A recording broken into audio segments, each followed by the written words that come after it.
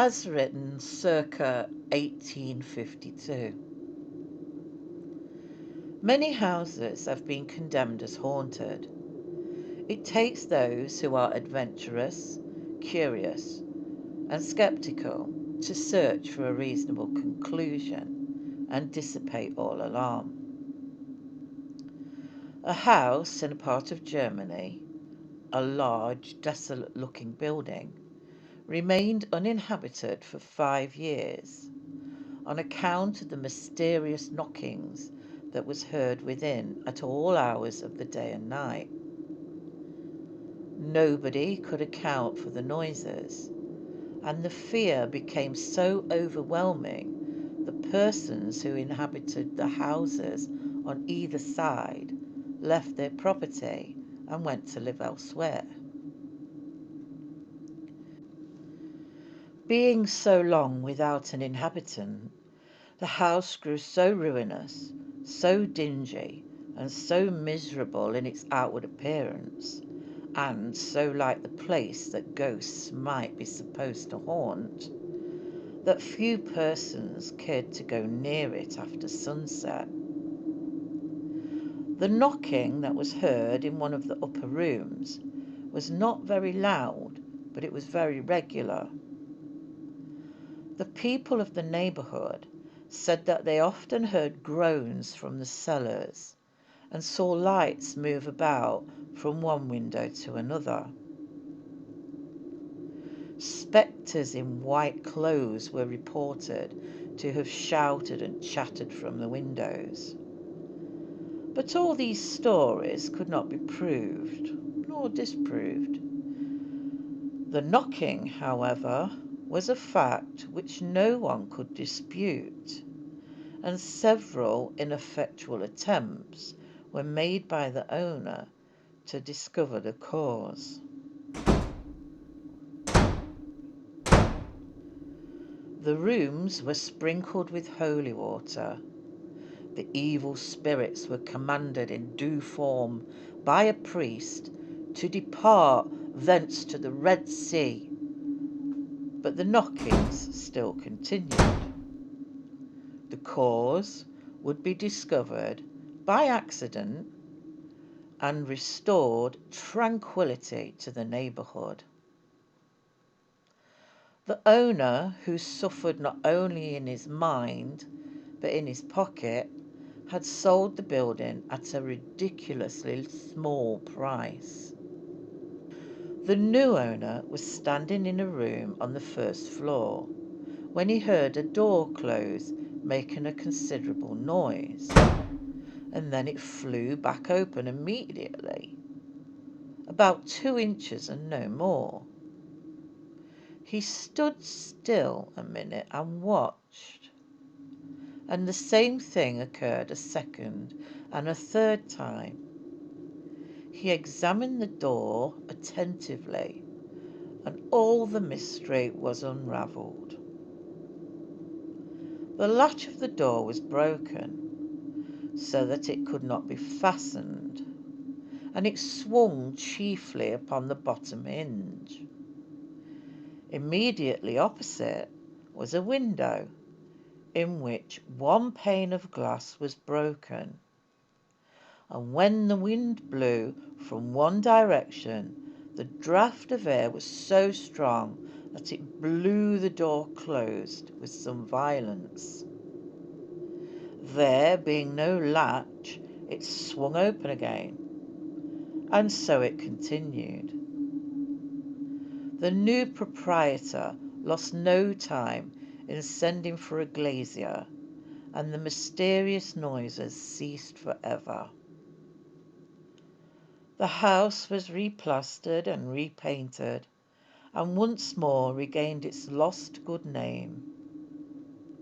But even after this discovery, people still avoided the house. A similar story is narrated by Sir Walter Scott in his Letters on Demonology and Witchcraft, 1830. The hero of which was a gentleman of birth and distinction. well known in the political world. Shortly after he succeeded to his title and estates, there was a rumour among the servants concerning a strange noise that used to be heard at night in the family's mansion, and the cause of which no one could ascertain. The gentleman resolved to discover it himself, and asked an elderly servant who had been with the family for many years and had mentioned strange things about the knockings having begun immediately upon the death of his old master. These two watched until the noise was heard, and at last traced it to a small storeroom used as a place for keeping provisions, and of which the old butler had the key. They entered this place and remained for some time without hearing the noises.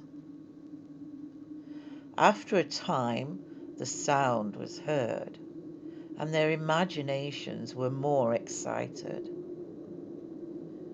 They then discovered the cause. A rat, caught in an old-fashioned trap, had made the noise by its effort to escape. It was able to raise the trap-door of its prison to a certain height, but then had to drop it. The noise of the fall resounded through the house, and this had started the mysterious rumours. If it wasn't for the investigation of the house would have been known as a haunted home. The circumstance was told to Sir Walter Scott by the gentleman to whom it happened.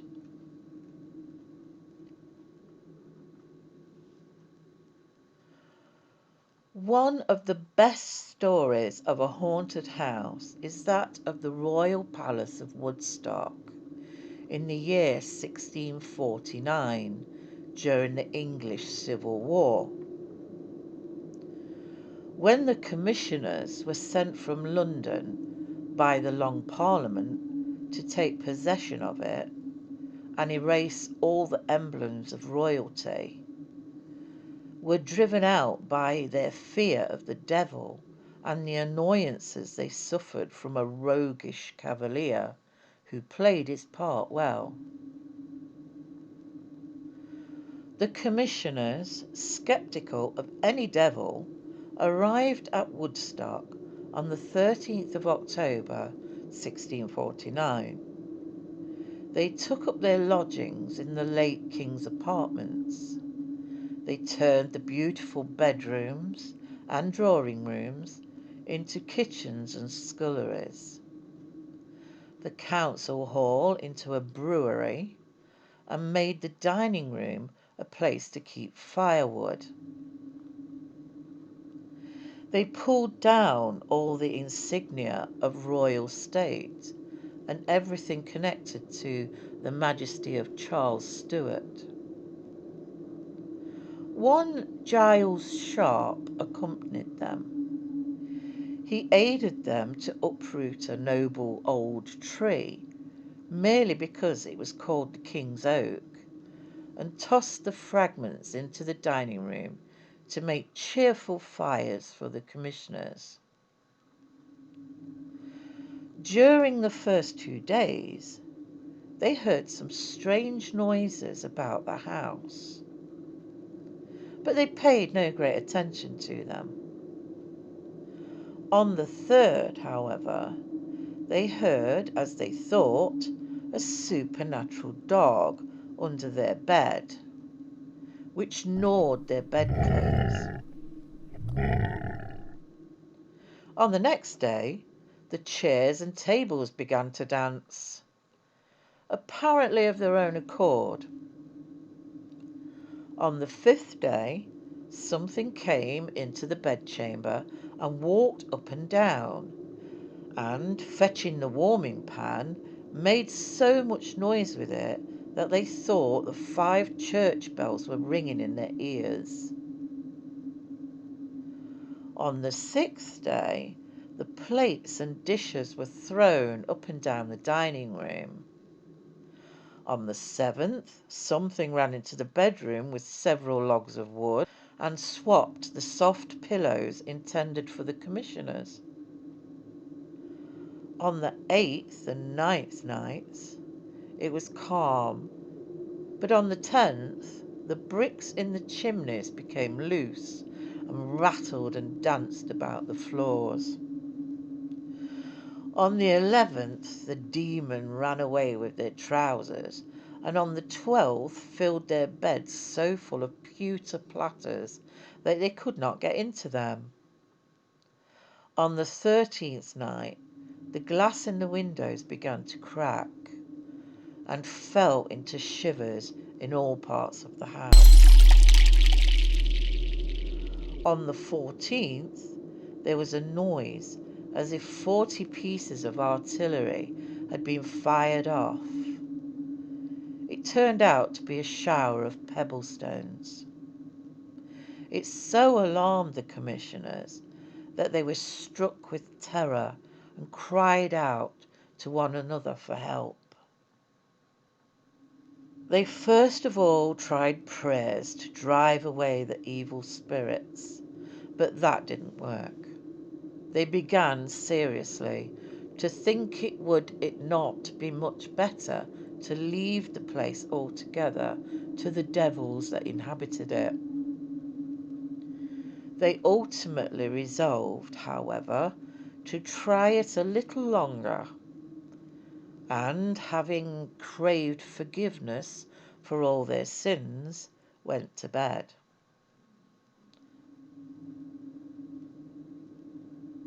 That night they slept comfortably, but it was merely a trick of their tormentor to lull them into false security.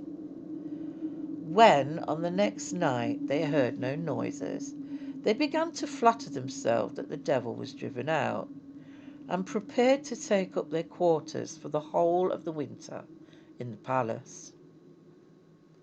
This stirred the spirit.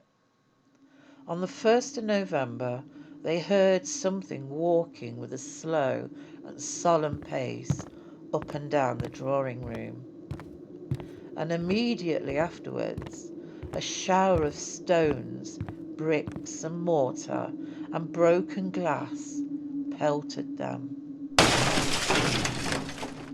On the 2nd, the steps were again heard in the drawing room. They sounded to them very much like the treading of an enormous bear, which continued for about a quarter of an hour. The noise stopped, and a large warming pan was thrown violently onto the table, followed by a number of stones and the jawbone of a horse. Some of the boldest walked bravely into the drawing room armed with swords and pistols, but could not discover anything. They were afraid that night to go to sleep, and sat up making fires in every room, and burning many candles and lamps, thinking that as the fiends loved darkness, they would not disturb them surrounded with so much light. They were wrong. Buckets of water came down the chimneys and extinguished the fires, and the candles were blown out. Some of the servants were drenched with putrid ditch water as they lay in bed, and arose in great fright, muttering incoherent prayers, their knuckles red with blows they had at the time received from invisible tormentors. While they were still speaking, there was a noise like the loudest thunder that had made them all fall down onto their knees and implored the protection of the Almighty. One of the commissioners then asked in a courageous voice and in the name of God, who was there, and what had they done to be treated so badly?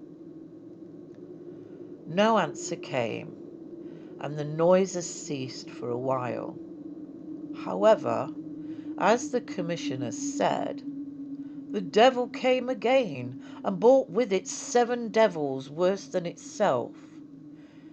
Being again in darkness, they lit a candle and placed it in the doorway, hoping it would throw light into the 2 chambers at once.